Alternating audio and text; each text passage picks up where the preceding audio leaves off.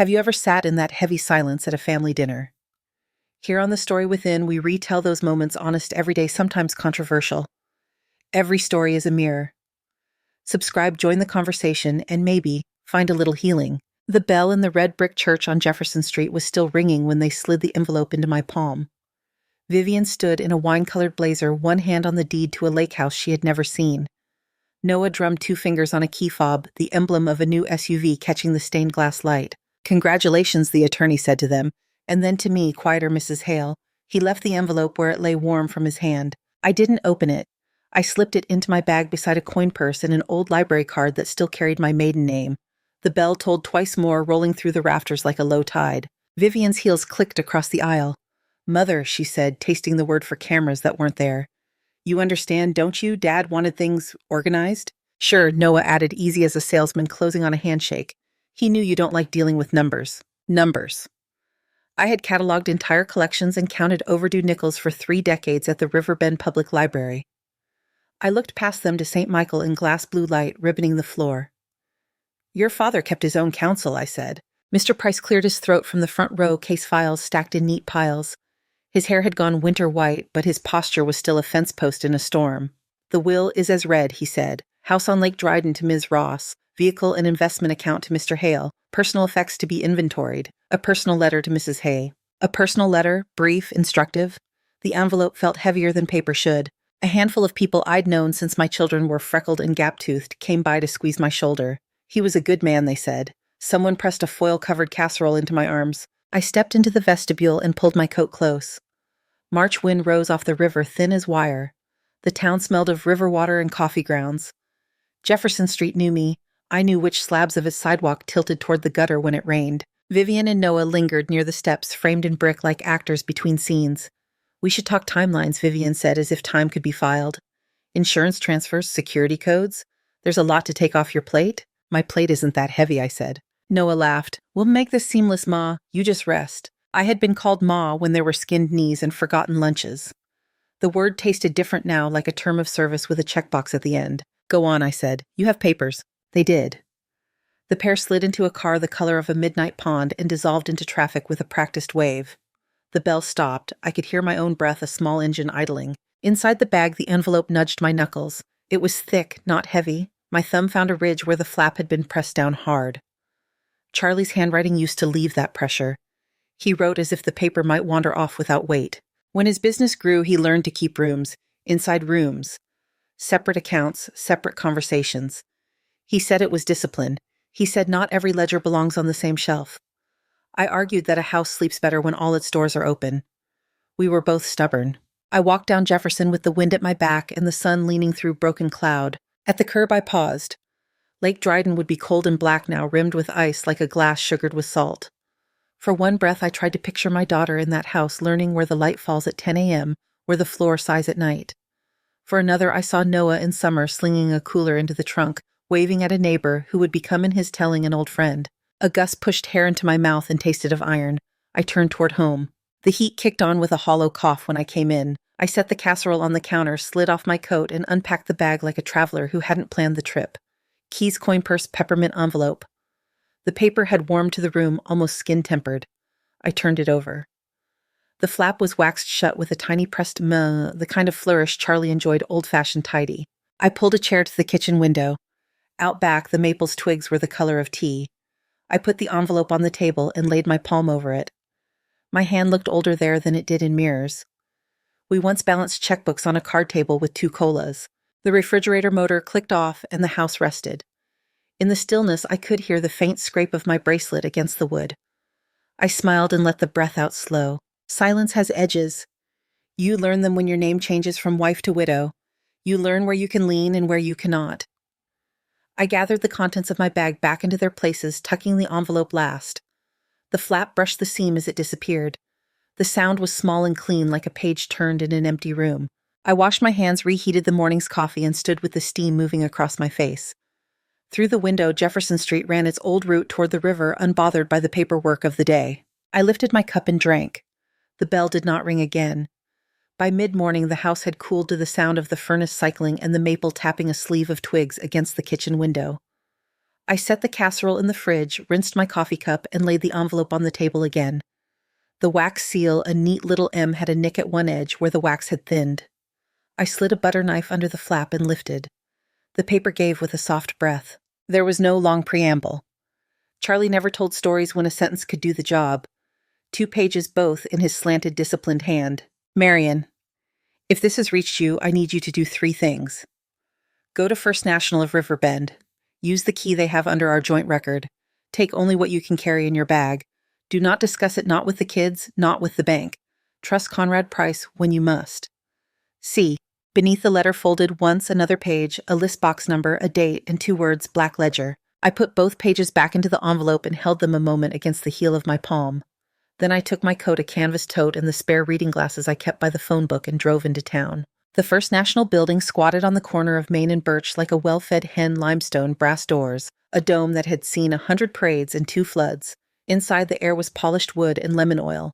A vault door, the size of a truck tire, gleamed at the back, a thick wheel in its center, like the spoke of an old ship. "Good morning," said the young woman at the reception desk. Her nameplate read L-E-R in tiny black capitals. She had the kind of precise eyeliner that doesn't smudge even when someone tells you bad news. "How can I help you?" "Safe deposit access," I said, and slid my driver's license across the counter. "Hail for Marion." "Of course." Her fingers moved over the keyboard with a soft clack. "I'll need a signature in 1 moment." She stood and lowered her voice. "Mr. Roth can escort you, Mrs. Hale." Mr. Roth had a courteous mustache and a tie with cornflowers on it. He unlocked a gate with a key the color of old brass. "Right this way." They signed me through a ledger so thick it could have been a family Bible, and led me into a room lined with little metal doors, each with a number pressed into its face. The air was cooler there, almost metallic like the inside of a well. At 315, Mr. Roth stopped, fitted a long key into the lock, and turned. The box slid forward with a pleasing weight. He carried it to a private booth, 3 walls, a table, a simple chair, and set it down. "Take your time," he said. He left, and the door closed with a click that felt like the last note of a hymn. My hands were steady until they weren't. I rested my wrists on the box, counted to 5, then lifted the lid. On top, a manila folder, edges softened with handling.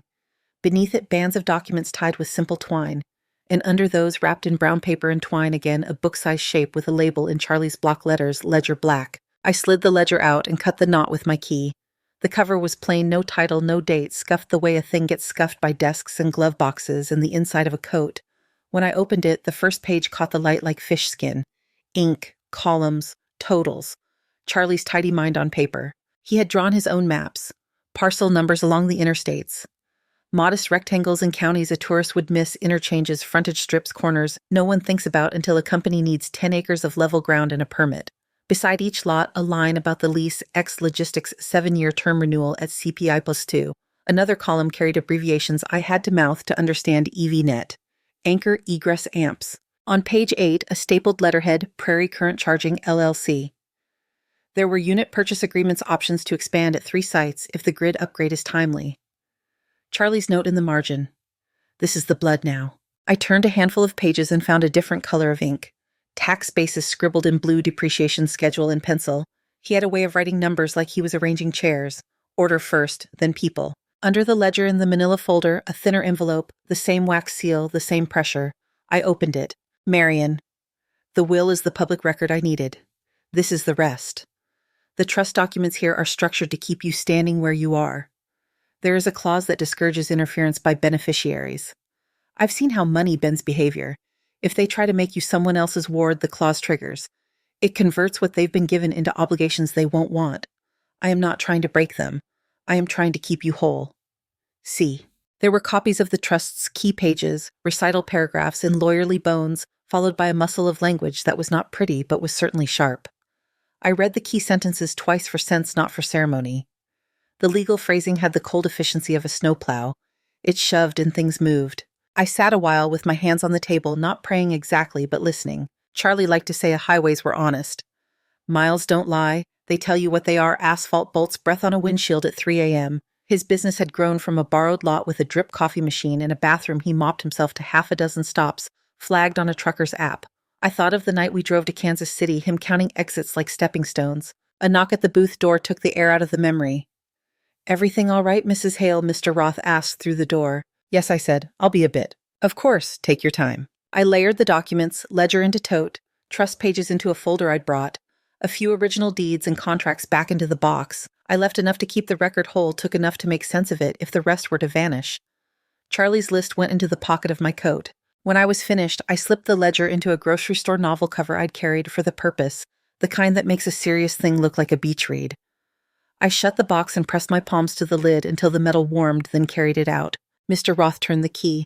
Ellie offered a small smile as she slid the ledger book, no longer obviously a ledger, into my tote. "Drive safe," she said. Outside Main Street held its usual posture. A man loaded salt into the bed of a pickup. A teenager rolled a bike out of the barber shop and tracked a wet line along the sidewalk. The dome of the bank caught a slice of pale sun. At home, the house greeted me with the smell of coffee I'd left on the hot plate too long. I set the tote on the kitchen chair and went straight for the hallway mirror. The gilt frame had always hung a half-inch off-center because the nail sat in original plaster. Today it sat dead straight. I frowned. I didn't remember fixing it. I ran a finger along the top edge.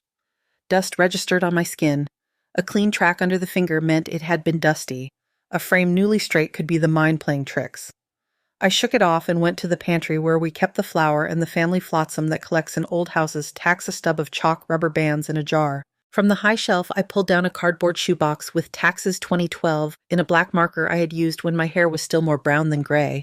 Inside a thin stack of old donation receipts, warranties for appliances that had long since rattled off to the dump, 2 Christmas cards with glitter that still shedded like a cat.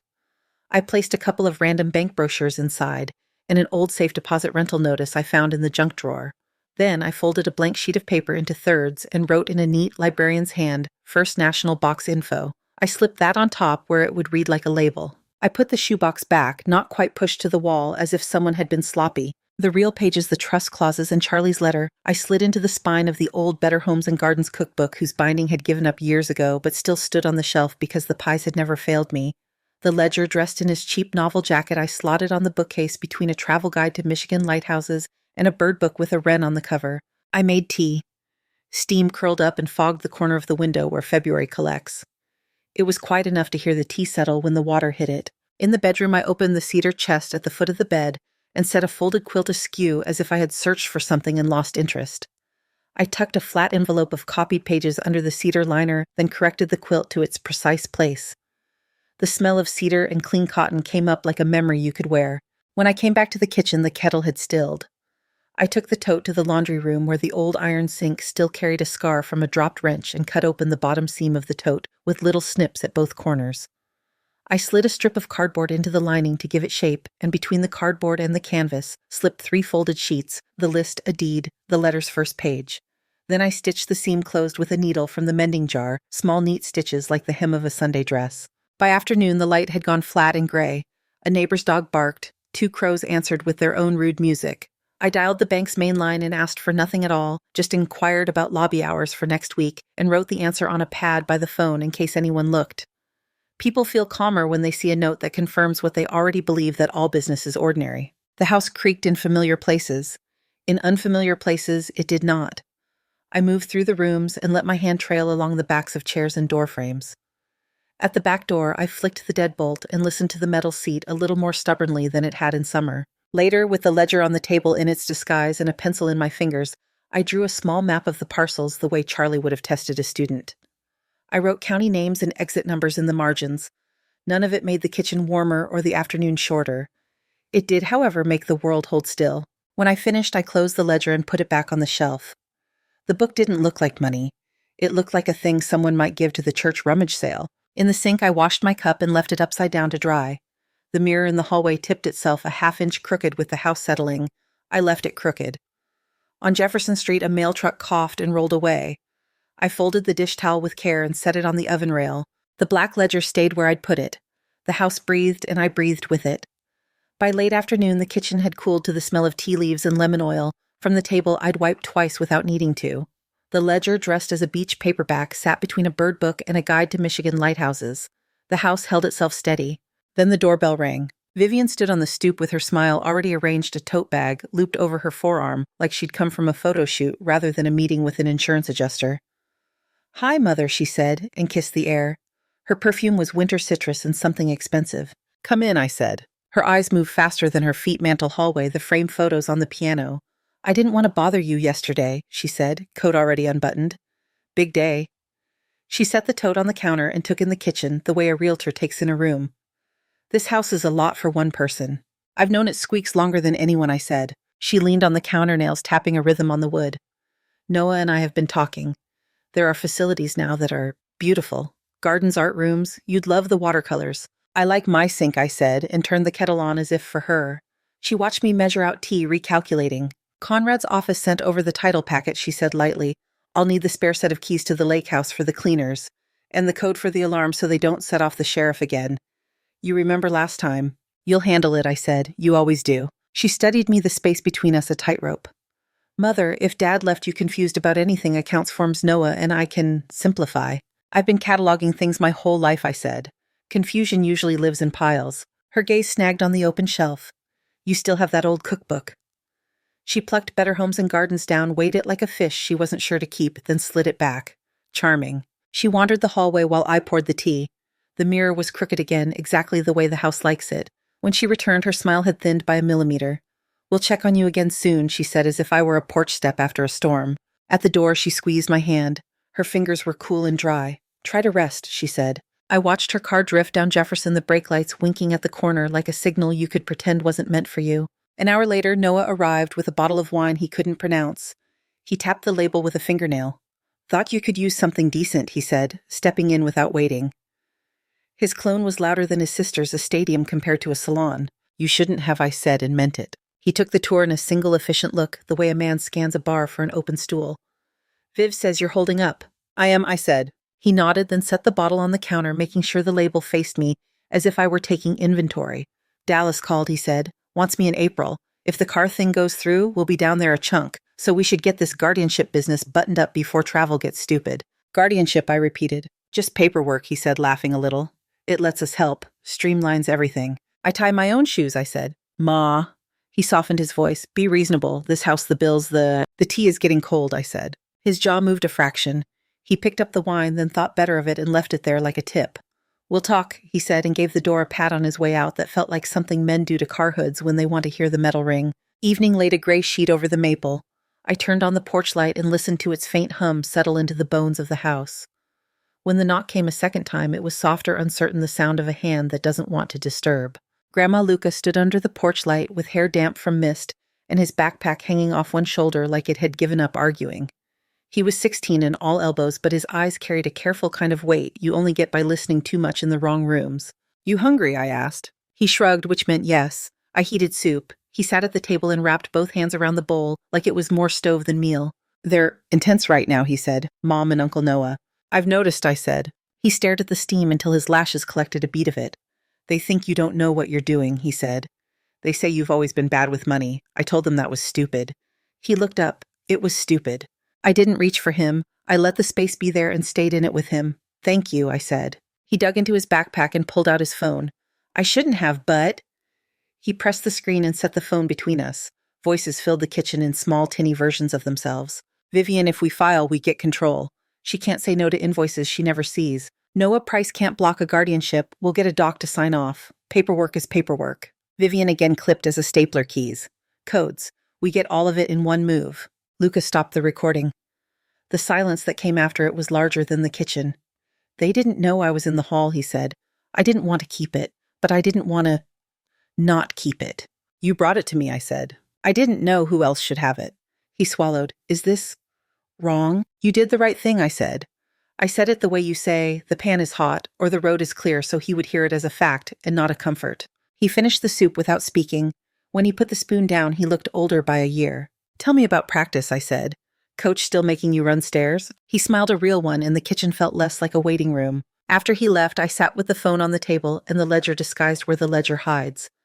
The house seemed to lean in to hear what we would do with the words we'd heard.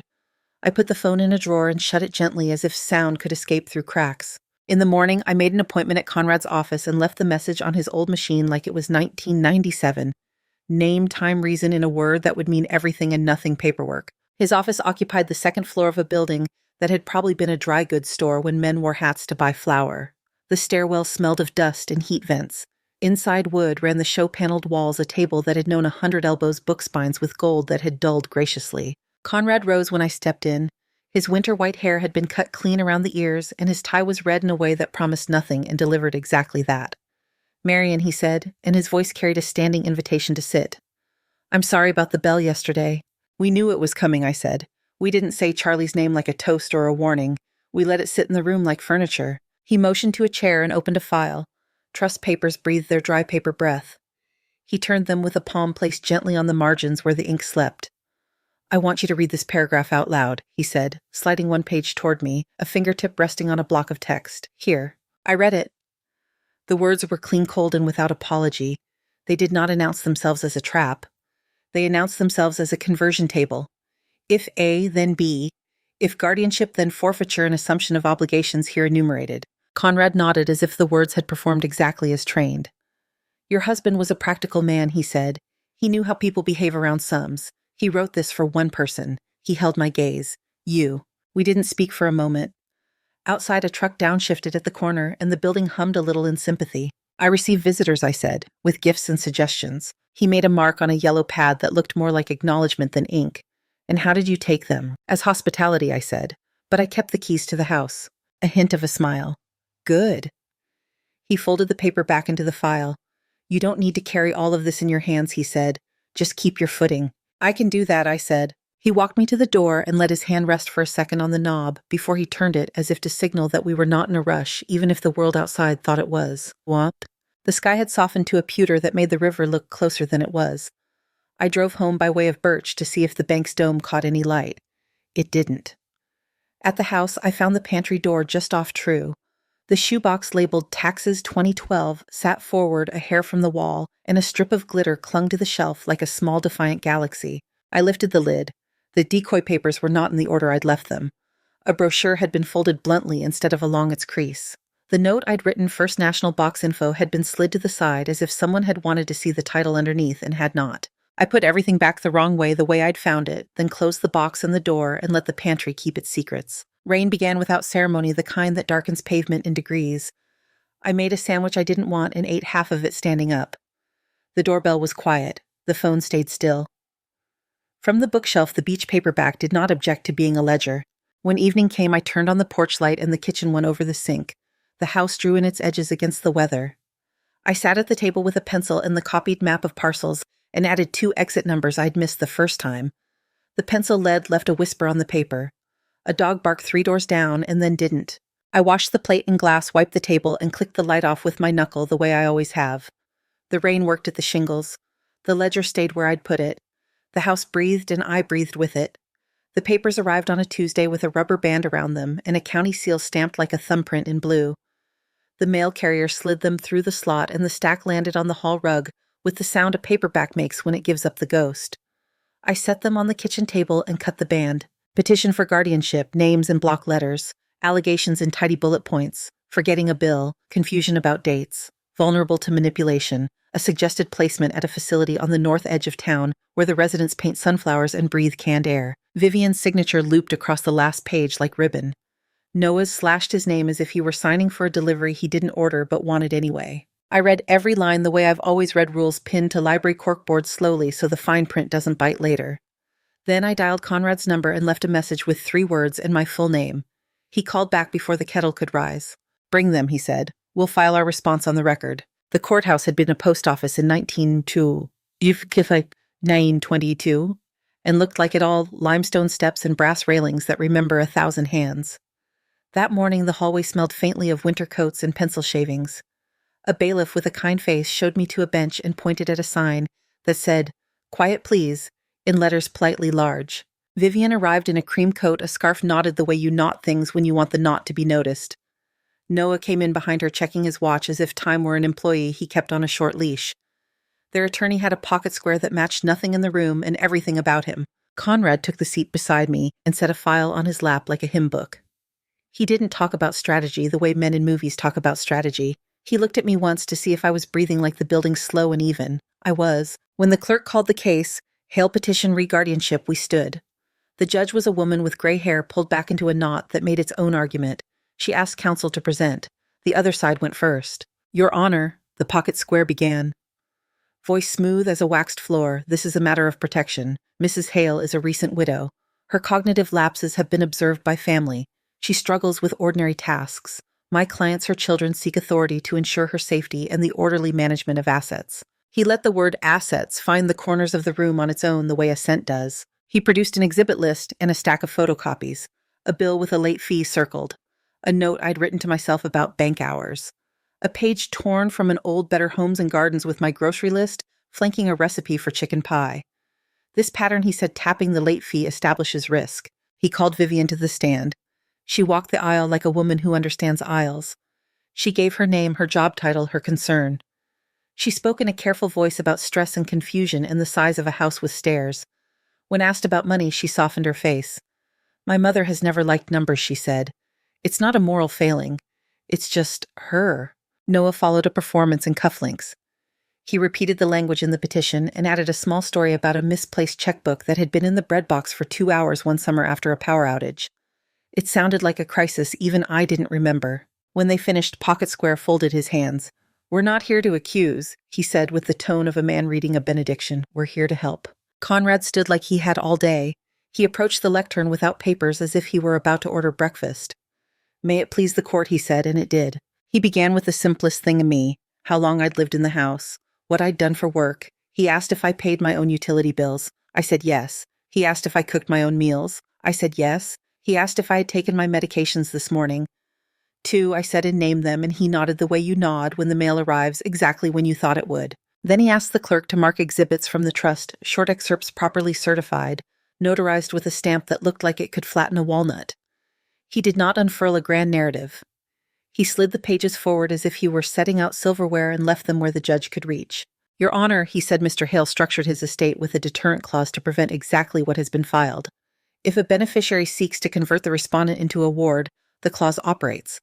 It converts the gifts already distributed to those petitioners into obligations, tax maintenance, and enumerated liabilities attached to the same assets. Pocket Square rose too quickly. Objection to characterization, he said. This is punitive. Conrad didn't look at him. It's protective, he said to the judge, and within the settler's right. The language addresses interference, not disagreement. He tapped the paragraph with one finger gently. If guardianship is pursued, the conversion applies, not in a month, not upon some later condition, upon petition. The judge lifted her reading glasses and studied the clause. She asked a question the way a conductor taps a stand when the trumpet section has guessed ahead. Counsel, the beneficiaries were aware of this. They were present at the will reading, Conrad said. The will referenced a separate trust instrument. The instrument has been on file with my office and available to their counsel for review since last week. They elected to file this petition anyway. Pocket Square recovered his balance. Your Honor, my clients seek clarity for their mother's benefit. They do not seek to punish themselves. The judge did not smile. No one ever does, she said, and turned back to the paper. Conrad waited the way a good fisherman waits line, slack between thumb and forefinger, not because he doubts the river, but because he respects it. In that quiet, the room found its sound, the clock above the door, the rustle of a winter coat sleeve, a cough that didn't belong to anyone in the first row. The judge removed her glasses and set them down folded. I find no basis for guardianship, she said, voice level. The evidence offered does not meet the standard. I further find that the terms of the trust are valid and enforceable as written. The filing of this petition triggers the clause at issue. The court directs that counsel for the petitioners confer with respondents' counsel regarding the orderly administration of the consequences described in that clause. She tapped the page once. That includes assumption of routine obligations associated with the assets already distributed. Vivian's face took on a new stillness, as if someone had smoothed her with the flat of a hand and left no place for expression to sit. Noah's fingers tightened on the back of his chair and then loosened when the bailiff shifted his weight 2 inches to the left. Petition denied, the judge said. We are adjourned. The gavel's single report sounded like a walnut cracking. We stood because everyone stands. Pocket Square began to speak in a voice turned low, but his clients weren't listening. Conrad capped his pen and slid the file back into his briefcase the way a man folds a well-made shirt. He didn't touch my arm. He didn't need to. In the hallway, the air moved differently, freed of benches and attention. Vivian stopped at the water fountain and leaned both hands on the metal rim, like she was steadying a boat. Noah stared at the county seal on the wall as if it might blink. I stepped past and pushed open the brass door to the steps. Outside, the day had warmed by a degree you couldn't measure but could feel in your teeth. The courthouse lawn showed a seam of early green at the base of brown. A bus wheezed, a pigeon hustled the flag at the pole, found a little wind. Conrad joined me at the top step. We watched a man in a fleece vest cross the street with a bag of oranges and a carton of eggs. The bag swung, the eggs held. "Thank you," I said. "You don't owe me that," he said. Charlie did the heavy lifting. You stood where you needed to. We didn't shake hands. We looked at the parking meters like they were instructive. At the bottom of the steps, Luca waited with his backpack slung the same way it always drops, 2 inches too low on one side. When he saw me, his shoulders lost a fraction of their higher place. He didn't run. He walked because he has learned that walking gets you there just as surely as running if you start on time.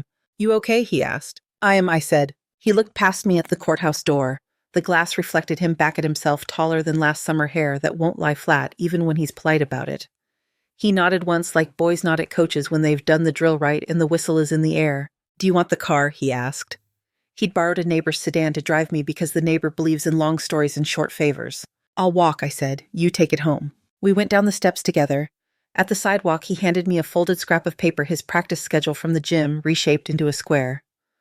I don't know why he said, but it helps to hold something. "It does," I said, and put the paper in my coat pocket beside a grocery list and a receipt for thread. He turned toward the parking lot, and I turned toward Jefferson. The dome of First National glinted a little where the sun found a clean seam. On my street, the wind laid itself low. The house stood with its shoulders exactly where they've always been. The ledger on the shelf didn't move. The mirror in the hallway had settled a shade more crooked. I left it. News moves through a small town the way steam moves through a kitchen, quietly and into everything. By Friday, the lake house on Dryden had a notice taped to the glass, like a moth. A flatbed took the SUV at noon. I didn't go to watch. I saw the truck later on, main straps crossed like careful hands. That evening, rain stitched the street to the dark. The doorbell rang once, then again softer. Vivian stood there with her hair pinned wrong and mascara buckling under her eyes. She held her purse with both hands as if it were carrying her. "Mother," she said, and her voice had lost its angles. "Could I come in?" I said. She stepped into the warm and looked smaller under the hallway light. Water slid from her coat onto the rug. She didn't notice. I hung the coat and put a towel under it. She stood by the kitchen table, not quite meeting the ledger's shelf and not quite avoiding it. "I haven't eaten," she said. "I forgot. I warmed soup." She sat and kept her hands in her lap until the bowl touched the wood, then lifted the spoon like the weight surprised her. We didn't speak for a while except for the small noises people make when they are doing the ordinary thing that saves them. When the bowl was empty, she set the spoon down carefully, like a fragile note. "I was wrong," she said, still not looking at me.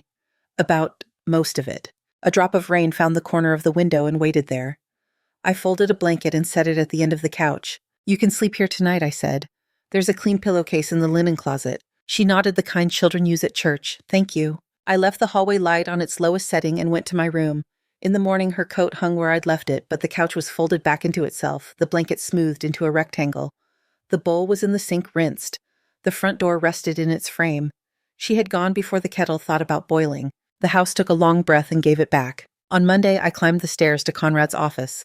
The sky had the color of pewter that makes the river look close enough to drink. He set paper on the table the way he always does, straight to the edge, no show. We went through the pages line by line. The names were what they were. The assets were what they needed to be. There was a clause about the ledger parcels and one about the charging units. Conrad read the language without pressing on it.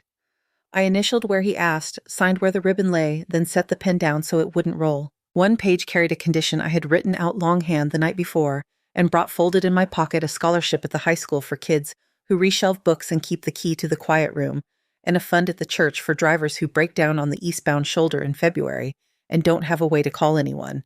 Conrad slid that page into the stack as if it had always been part of it. When we finished, he closed the folder and rested his hand on it, light as a hand on a sleeping dog. "All right," he said. "All right," I said. Luca came by that afternoon with a wrench and the loose hinge he'd promised to fix. He unpinned it, cleaned it with an old toothbrush, and set it back true. We ate sandwiches over the sink and didn't dribble mustard. He told me about a history test and a layup that felt right the second it left his hand. Nothing about court. Nothing about his mother. The ledger remained on the shelf in its beach jacket between the Lighthouse Guide and the Wren. Before he left, he pointed at the pantry. "The door sticks again," he said. "I've lived here longer than the door," I said. He grinned. "You win." After dusk, I baked bread. I hadn't in months. The dough took its time, and then all at once, the way things do when they've decided to cooperate. I turned the loaf out onto the rack, and the crust sang while it cooled. The sound went down the hall and into the rooms like a small parade. I made tea and carried a heel of bread and butter to the porch. The maples were black script against a sky the color of a washed shirt. Somewhere beyond the ridge, the interstate sent up a thin, steady sound, the kind truckers hear from cab windows at 3 a.m. when the dashed lines flick past in the beam of their own headlights. It rose and fell, never quite gone. Inside the hallway mirror had crept a shade more crooked. I left it. I put the signed folder in the cabinet behind the mixing bowls and turned the key I keep on the ring with the whistle from the county fair. The whistle is dented and still works. The key does what keys do. The cabinet closed and stayed closed. The house kept its posture. The ledger did what books do when they are read and then returned. The rain lifted in a slow unthreading, and the night took its proper shape. I shut the porch light, clicked the kitchen one with my knuckle, and listened to the quiet fit itself back around the rooms. Thank you so much for listening to today's story. If this story resonated with you or made you reflect, I'd love to hear your thoughts, so feel free to share them in the comments below. And don't forget to like, subscribe, and hit the notification bell so you won't miss the next story.